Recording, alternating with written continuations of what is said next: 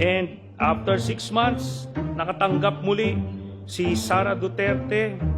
April 24, 2012, nakatanggap si Sara Duterte ng parehas na amount, 7,440,846.07. O di ba? Malinaw at klaro yung sinabi ng tililing ninyo, di ba? Si Trililing na talagang direktor ng mga kasinungalingan at mga gawa-gawang ebidensya. Yan ang sinasabi niya. April 24, 2012, nakatanggap si BP Sara yung account niya. Ibig sabihin may nag-deposit 7 million mahigit. Pero ang problema, April 2012. Tapos nag-opening yung SM September pa 2012. September?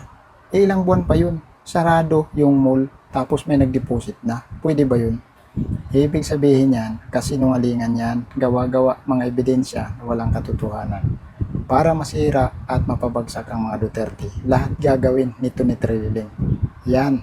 Diyan kayo maniniwala. Ibig sabihin, wala kayong pinagkaiba dyan sa Trililing kapag naniwala kayo sa kanya. May kasabihan nga, di ba?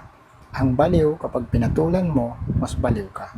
So ngayon, pag mas pinaniwalaan mo si Trililing, mas may Trililing ka. Di ba? Ganun kasimple yan, mga tanga, mga kupal.